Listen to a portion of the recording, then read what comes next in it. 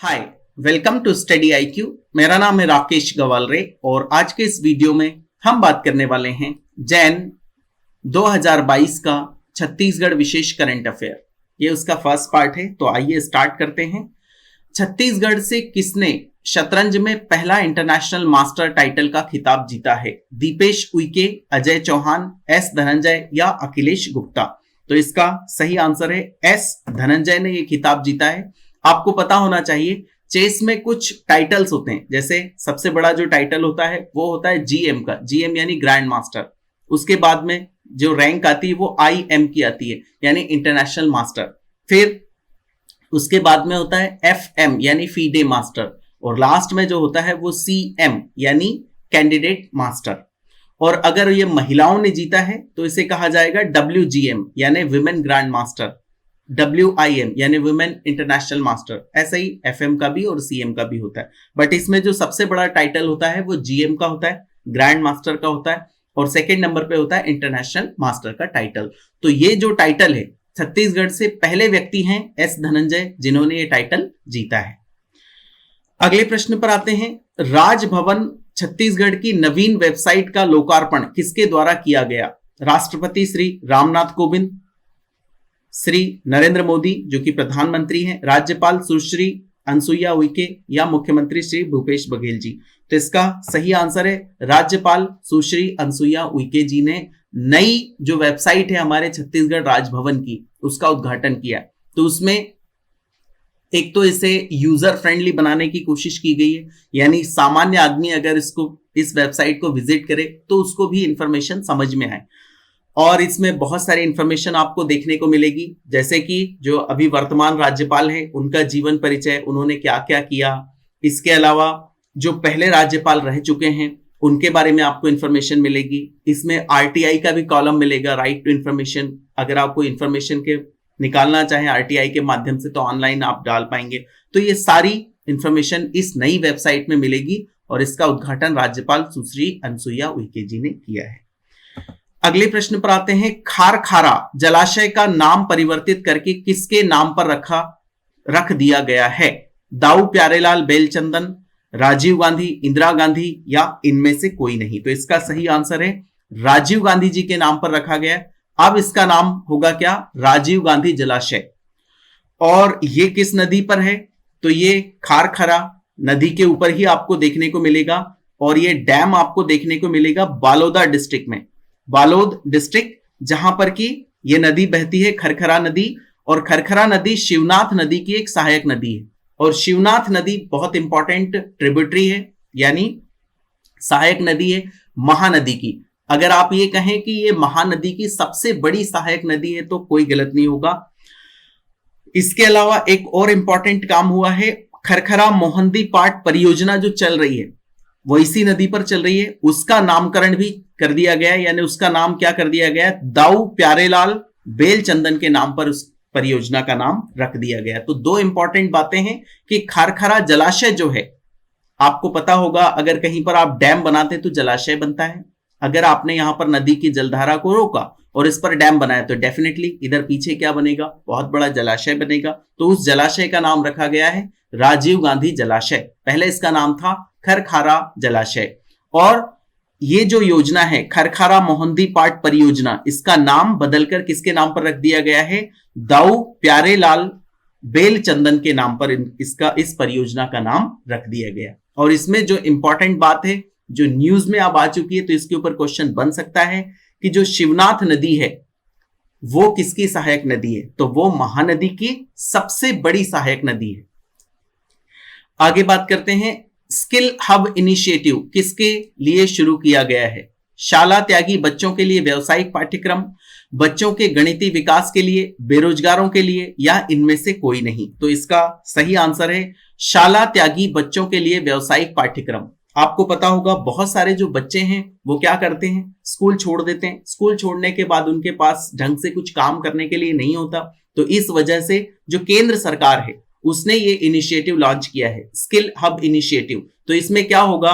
जब school over नहीं होगा, जैसे स्कूल स्टार्ट होने से पहले, स्कूल स्टार्ट होने के बाद में, ऐसे जो बच्चे हैं उनको क्या किया जाएगा, इकट्ठा किया जाएगा, इंफॉर्मेशन उनकी कलेक्ट की जाएगी और उनको व्यावसायिक जो पाठ्यक्रम है वो पढ़ाया जाएगा। जैसे टीवी सुधारना पढ़ा दिया या फिर कोई और ऐसी प्रैक्टिकल चीजें जिससे कि वो कोई बिजनेस ओपन कर पाए। इससे डेफिनेटली रोजगार बढ़ेगा और ये केंद्र सरकार की स्कीम है, ये भी आपको ध्यान रखना है। मानव संसाधन शिक्षा मंत्रालय द्वारा ये संचालित स्कीम है।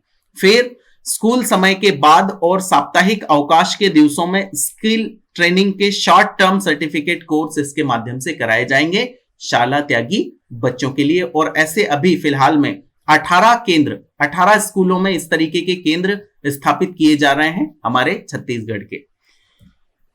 अगले प्रश्न पर आते हैं। 100 दिवसीय अभियान किसके लिए शुरू किया गया है? शाला त्यागी बच्चों के लिए या फिर बच्चों के गणितीय विकास के लिए या बेरोजगारों के लिए या इनमें से कोई नहीं? तो इसका सही आंसर है बच्चों के गणितीय विकास के लिए। आपको पता होगा इस कोरोना काल में बच्चों की जो स्टडी है वो बहुत बुरी तरह से अफेक्ट हुई है। आपने देखा होगा कई जगह पर विरोध प्रदर्शन आपको दिखते हैं। ऑनलाइन एग्जाम बच्चे देते थे तो ऑनलाइन एग्जाम में ये होता था कि घर पे बैठ के अगर ऑनलाइन एग्जाम दे रहे हैं तो डेफिनेटली उससे फिर व्यक्ति को बहुत सुविधा रहती है कि वो कॉपी कर जाए या अब आप समझ जाइए। तो इसमें यह होता था कि पढ़ने की तो कोई रिक्वायरमेंट नहीं है, आराम से बच्चे पास हो रहे। तो इससे आगे चल के जो क्वालिटी चाहिए, जो स्किल चाहिए, वो स्किल नहीं मिल पाई। ये पिछले 2 साल में खासकर ये हुआ है। तो इससे बचने के लिए सिंस गणित तो बहुत जरूरी है तो सरकार ने क्या 100 दिवसीय अभियान चालू किया है। इसमें जो बच्चे गणित के लिए, गणित विषय में थोड़े से वीक हैं या सभी जो भी इसमें इंटरेस्टेड हैं उनको विशेष गणित के ज्ञान से अवगत कराया जाएगा, उनके स्किल और बढ़ाने की कोशिश की जाएगी। भगिनी प्रसूति सहायता योजना की सहायता राशि को 10,000 से बढ़ाकर कितना कर दिया गया? 20,000, 30,000, 40,000 या 50,000? तो इसका सही आंसर है 20,000 कर दिया गया, यानी ये राशि दुगुनी कर दी गई है। पहले ये राशि कितनी थी? 10,000 रुपए थी। और देखिए भगिनी प्रसूति सहायता ये योजना है क्या?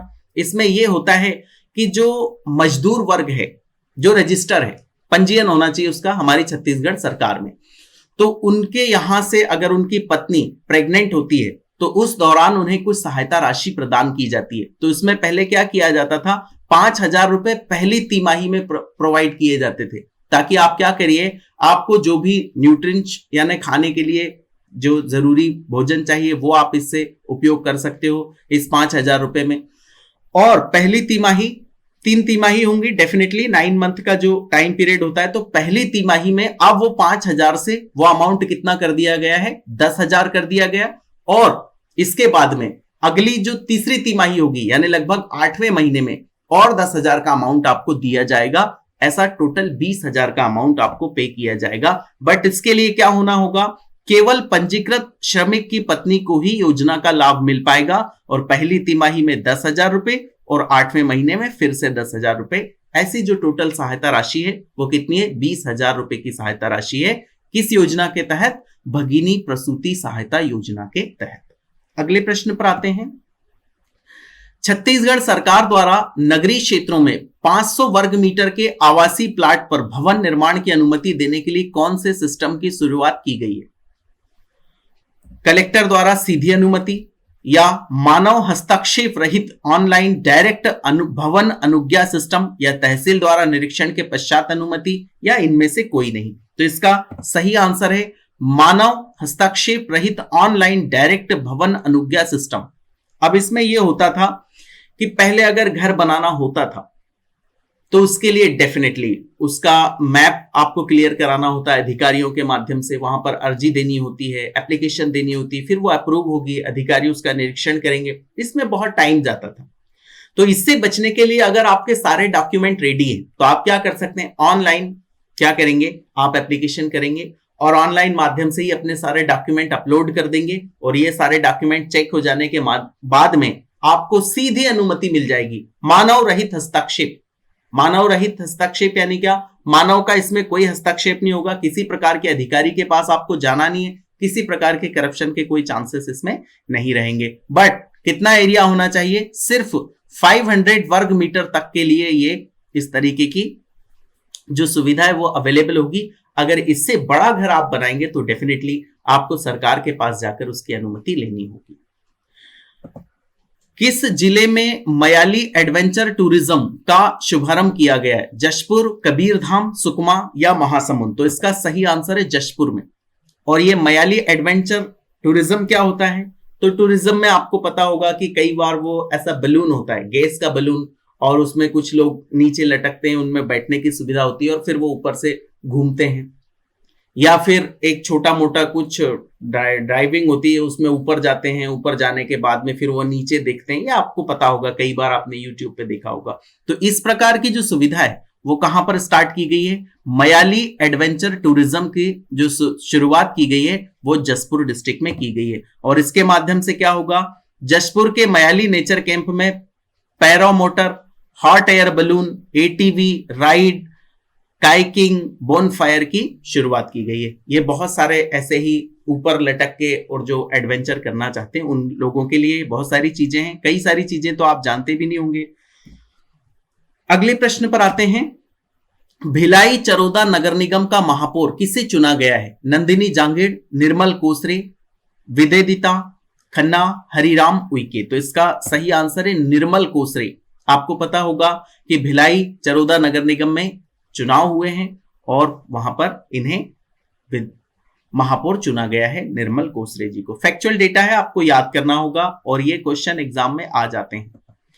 गोल्डन बुक ऑफ रिकॉर्ड्स में छत्तीसगढ़ के किस महोत्सव को शामिल किया गया है? बस्तर महोत्सव, किसान महोत्सव, दुर्गा महोत्सव या फिर गर्भ संस्कार महोत्सव? तो इसका सही आंसर है गर्भ संस्कार महोत्सव। और ये महोत्सव चलाता कौन है? तो ये जो गायत्री परिवार होता है वो ये महोत्सव आयोजित करता है।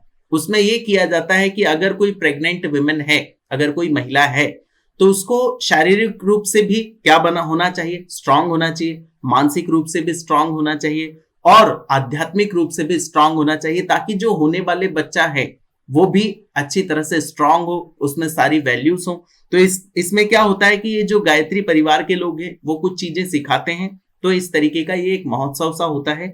तो इसको गोल्डन बुक ऑफ रिकॉर्ड्स में शामिल किया गया है, गर्भ संस्कार महोत्सव को। किसके लिए? ये जो प्रेग्नेंट महिलाएं होती है उनके लिए होता है। आयोजित कौन करता है? अखिल विश्व गायत्री परिवार की तरफ से आयोजित किया जाता है। शारीरिक, भावनात्मक और आध्यात्मिक रूप से मां की मन स्थिति को बनाए रखने में ये मदद करता है, ताकि मां कमजोर ना पड़े, क्योंकि मां अगर कमजोर पड़ गई तो डेफिनेटली बच्चा भी कमजोर जन्म लेगा और उसके ऊपर प्रभाव भी पड़ सकता है।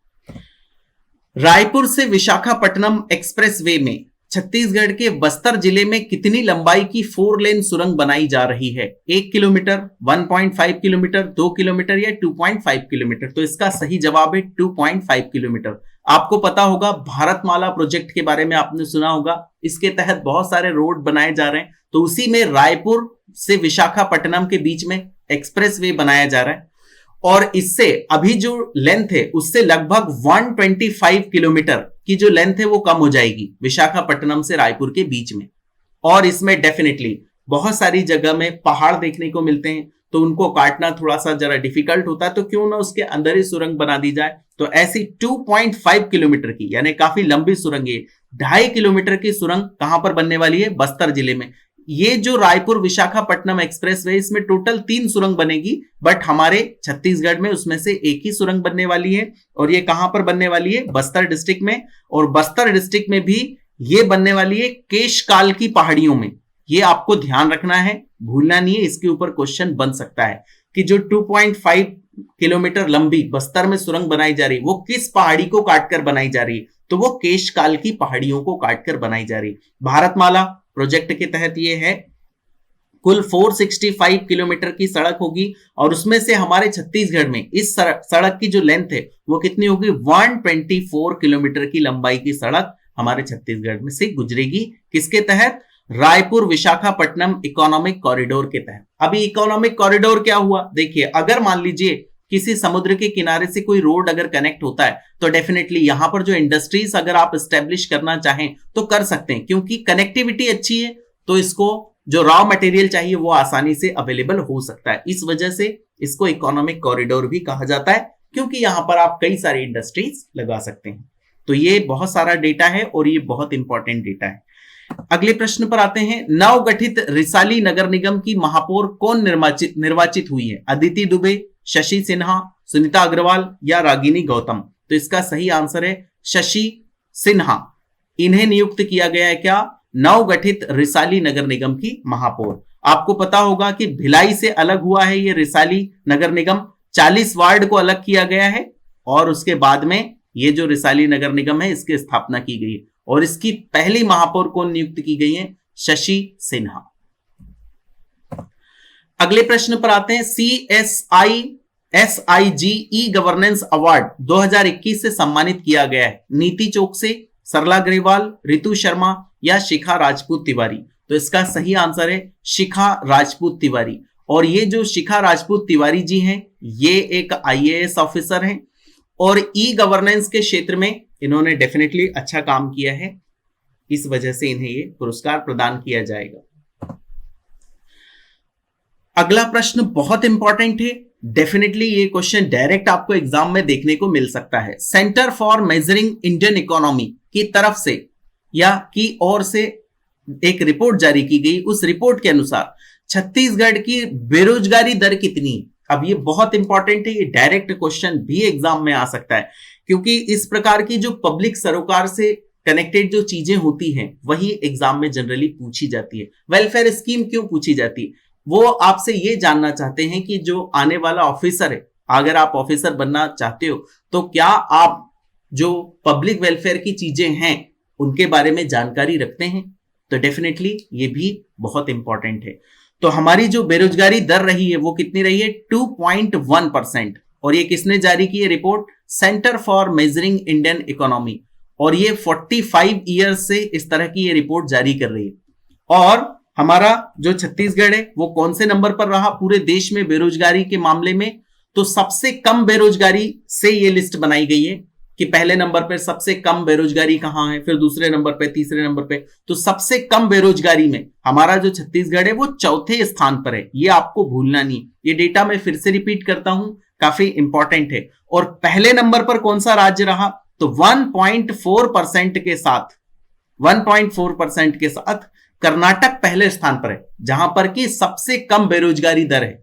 यानी अगर 100 काम करने वाले लोग हैं जो कि काम कर सकते हैं तो उसमें से सिर्फ 1.4 यानी लगभग 2 के अराउंड लोग ही बेरोजगार है, बाकी सबके पास काम है। और हमारे छत्तीसगढ़ में ये दर कितनी है? 2.1%। और देखें सर्वाधिक बेरोजगारी दर हरियाणा में है और वो कितनी है? 34.1%, जो कि बहुत ही हॉरिबल डेटा है। इसके बाद में अगर आप बात करेंगे पड़ोसी राज्य मध्य प्रदेश में बेरोजगारी दर कितनी है? तो 3.4% है, जो कि हम इनसे भी कई गुना बेटर है, यानी 2 गुना बेटर आप बोल सकते हैं। 3.4% बेरोजगारी दर भी काफी होती है। तो ये डेटा बहुत इंपॉर्टेंट है। चौथे नंबर पर हमारा छत्तीसगढ़ रहा और बेरोजगारी दर कितनी है? 2.1%। और पहले नंबर पर है कर्नाटक, लास्ट नंबर पर है हरियाणा। भारत सरकार के प्रशासनिक सुधार और लोक शिकायत विभाग द्वारा छत्तीसगढ़ को किस सेवा में नवाचार के लिए गोल्डन अवार्ड से सम्मानित किया गया है? ई श्रमिक योजना, ई गवर्नेंस योजना, गोधन न्याय योजना या इनमें से कोई नहीं? तो इसका सही आंसर है ई श्रमिक योजना। और ई श्रमिक योजना में क्या करना होता है? जो श्रमिक वर्ग है उसे रजिस्टर करना होता है, क्योंकि सरकार के पास अगर ये डेटा रहेगा तभी तो सरकार उसके हिसाब से आपको रोजगार प्रोवाइड कर सकती है, उसके हिसाब से कोई योजना बना सकती है। तो ई श्रमिक योजना में अच्छा प्रदर्शन हमारे छत्तीसगढ़ ने किया है, इस वजह से गोल्डन अवार्ड मिला। किस योजना में? ई श्रमिक योजना में। कुछ और डेटा है, ई गवर्नेंस के क्षेत्र में नवाचार के लिए दिया गया है। अवार्ड के साथ 2 लाख रुपए का अमाउंट दिया गया। राज्य के ई श्रमिक सेवा में लगभग 36 लाख श्रमिकों का पंजीयन किया गया है, यानी जो मजदूर हैं कितने? 36 लाख के लगभग मजदूरों का पंजीयन इस योजना के तहत किया गया, इसी वजह से गोल्डन अवार्ड प्राप्त हुआ है। राज्य सरकार ने कोदो कुटकी का एमएसपी कितना रखा है? मिनिमम सपोर्ट प्राइस, यानी न्यूनतम समर्थन मूल्य। आपको पता होगा कई सारी जो चीजें होती है, कई सारी जो फसल होती है, या तो वो वनोपज हो सकती है या साधारण फसल हो सकती है, उसको हमारी सरकार परचेज करती है एमएसपी पर, मिनिमम सपोर्ट प्राइस पर। तो कोदो कुटकी हमारे छत्तीसगढ़ में काफी होता है, तो इसका जो एमएसपी रखा है हमारी सरकार ने वो रखा है 3,000 रुपए प्रति क्विंटल। और इसको बेचने में भी काफी समस्या होती थी। जो किसान भाई थे उन्हें, इस वजह से इसको भी एमएसपी के अंडर में लिया है, कोदो कुटकी को। और देखिए ये कोदो कुटकी कहां पर उत्पादन होता है इसका, तो कवर्धा, राजनांदगांव और बालोद जैसे जो जिले हैं वहां पर इनका बड़े पैमाने पर उत्पादन होता है कोदो कुटकी का। कहां पर, कवर्धा, राजनांदगांव और बालोद जो डिस्ट्रिक्ट हैं वहां पर।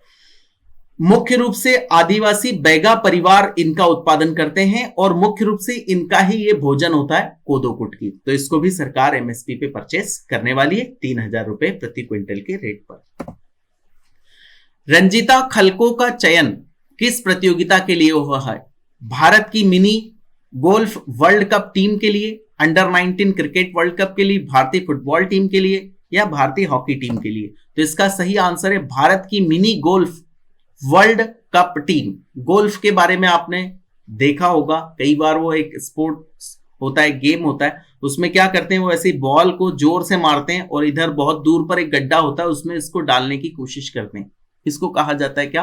गोल्फ। तो mini golf world cup team, Bharat की टीम में किसका सिलेक्शन हुआ है? रंजीता खलको जी का सिलेक्शन हुआ है। तो अगर सीधा प्रश्न आ जाए कि रंजीता खलको का संबंध किस खेल से, तो आपको पता होना चाहिए कि उनका संबंध गोल्फ से है।